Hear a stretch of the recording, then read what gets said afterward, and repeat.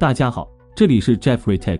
上周的发布会上，苹果带来了全新的 iPad Pro 和 iPad Air 阵容，让不少果粉激动不已。但有一款备受喜爱的产品却始终没有更新，那就是 iPad mini。一手可以掌握的 iPad mini 尺寸，无论是躺在床上追剧、看漫画，或者爽打手游，对于讲究便携性、轻巧性的朋友， iPad mini 是个很不错的选择。iPad mini 自2021年以来就陷入了漫长的断更期，有消息传出，苹果甚至曾考虑将其彻底取消。不过最近的消息表明，这款断更3年的小尺寸平板终于要重出江湖了。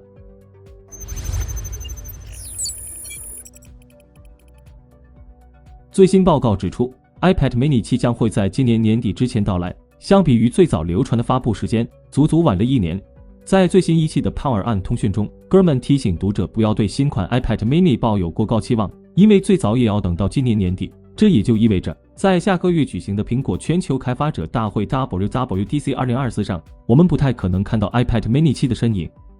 iPad mini 作为苹果尺寸最小的 iPad 产品，很好的补充了原有的产品阵容，过去多年里都获得了积极的评价。最后一次更新是在2021年下半年，配备了 8.3 英寸屏幕，搭载 A15 Bionic 芯片，提供了 5G 网络连接，以及支持 Apple Pencil 等。随着苹果的芯片迈入3纳米时代，是时候对 iPad mini 进行升级了。传闻新款 iPad mini 在整体延续了当前机型的设计，重点在于内部的升级。苹果将为其配备新的芯片，有可能是 A17 Pro， 以提升计算和图形性能。对于下一代 iPad mini 的具体升级内容，哥们预计主要会在处理器方面有所提升，其他变化可能比较有限。不过也有一些消息源称，新款 iPad mini 可能会在摄像头方面进行升级，并且有望解决当前 mini 6存在的果冻屏问题。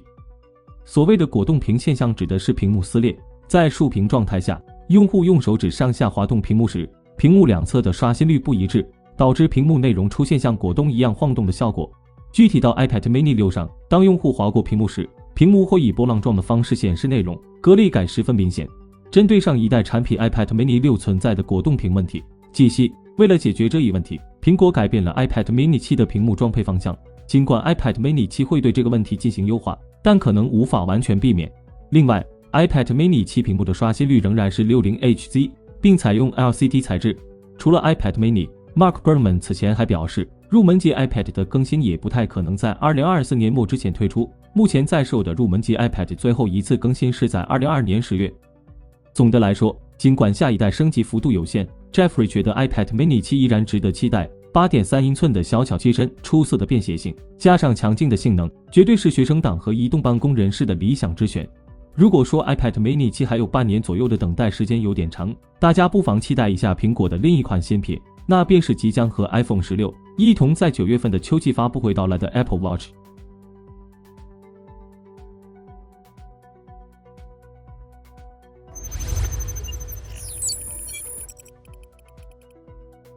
9月份除了有 iPhone 16和 AirPods 4， Apple Watch 也会迎来更新。这次不叫 Apple Watch 10，而是叫做 Apple Watch X， 且屏幕及机身设计将焕然一新，功能和配置方面也将迎来重大升级。据说是为了庆祝该产品上市10周年才这么命名的，这让 Jeffrey 想起了当年 iPhone X 的发布会。一眨眼都过去7年了，用过 iPhone X 的请在评论区留下你的足迹。虽然 Apple Watch 是目前最畅销的智能手表，但其实从6代开始就进入了挤牙膏式的更新，近几代不论是外观还是硬件都没有太大的改变和亮点。而接下来 Apple Watch X 是苹果手表有史以来最大的更新。首先，让我们从外观说起。据德国媒体 Word Snatcher 的爆料， Apple Watch X 的设计灵感似乎来源于 Apple Watch Ultra 2的纤薄版。这款新表采用了圆角设计，边框窄着让人惊叹，视觉效果上绝对是满分。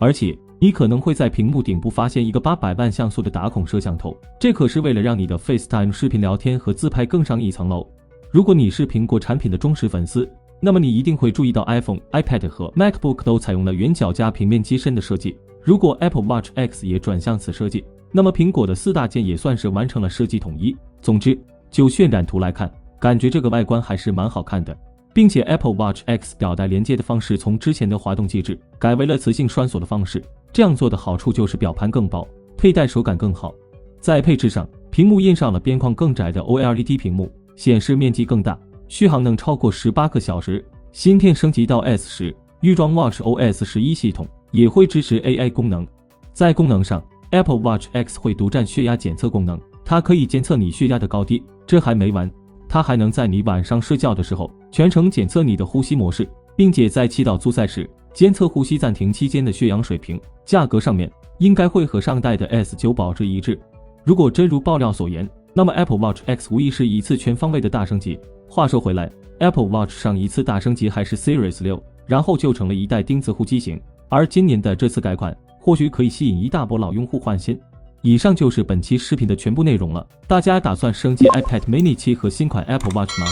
欢迎和我们交流互动，想了解更多数码资讯，记得关注我们的频道，我们下期再见。